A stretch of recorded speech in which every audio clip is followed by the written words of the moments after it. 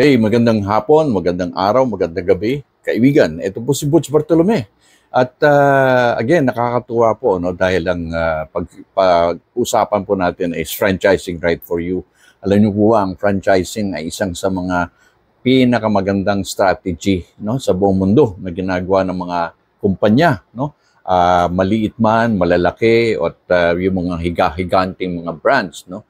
Yan po ay ini-employ nila. So mapunta tayo sa atin. No? Ako po pala si Butch Bartolome, isang franchise guru at isang entrepreneur no? For the last 33 years. No?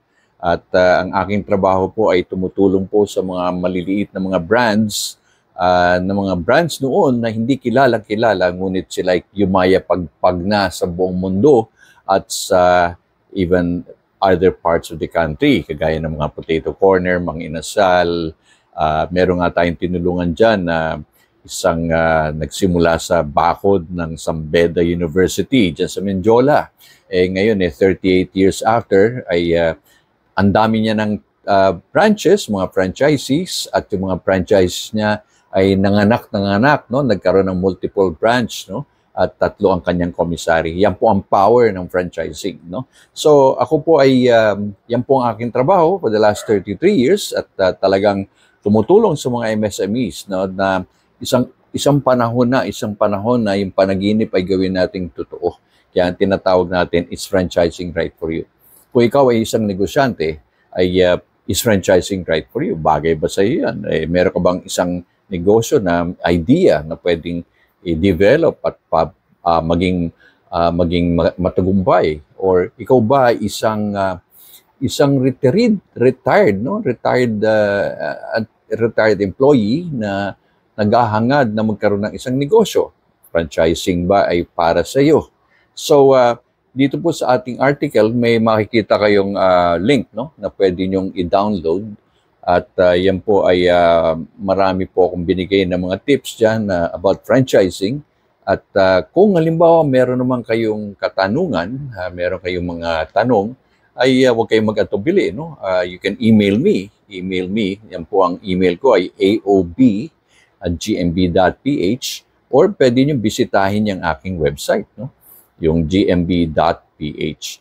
So, itong mga dinedevelop natin, tinutulungan natin mga negosyante, ay ito yung mga scalable. Ito ba yung sustainable? Kasi po, sa mga negosyo, no? Meron dyan ng pangmatagalan, meron namang panandalian. Kagaya rin po ng franchising. Meron din panandalian, meron mang pangmatagalan. Pero ang aking tinutukoy pong tulungan ay yung mga may pangmatagalan. Dahil yung panandalian lang, ay ayoko noon kasi kawawa naman ho yung mga franchise na kumuha noon, nag-invest ng kanilang sikap at yung kanilang inipon na pera ay sandali lang, mawala, no? So, ang mga tinutulungan ko talaga ay yung mga may responsibility, no? Ika nga pagiging entrepreneur, the values ay importante, yung credibility ay mahalaga, no? So, yan ang ating mga tinutulungan at alam mo, may kabutihan kang ginawa, may kabutihan din may bibigay, no? So, yun ang aking parating sinasabi, the golden rule, ika nga. So, ito pong aking advocacy ay talagang walang humpay dahil marami ito yung potential, no? Mga entrepreneurs, mga Pilipino, na may mga negosyo dyan. No? Hindi lang ho dito sa Metro Manila, ngunit yan po ay kahit saang dako ng parte ng Pilipinas, no? Na may pag-asa na lumaki. Kaya nga ito ay para bang isang invitation, no? Invitation for you to consider na baka naman meron kang isang idea dyan, kaibigan. Meron kang kaibigan, meron kang isang konsepto dyan na pwede nating pag-usapan at baka yan ay lumaki at maging isang incredible story.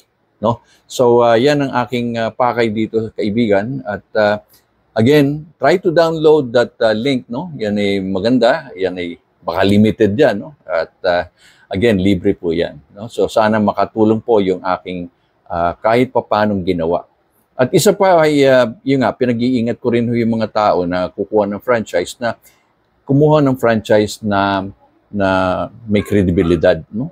Yung mga, kasi marami dyan mga franchise kuno, pero again, wala naman ho ka talagang saysay, wala ho talagang pundasyon.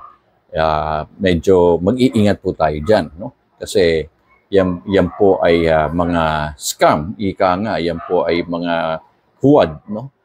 So, investigate first before investing. Yan po ang aking isang tinuturo rin, no? Sa lahat ng aking mga seminars, aking sa YouTube at sa mga articles ko. So again, ito po si Butch Bartolome.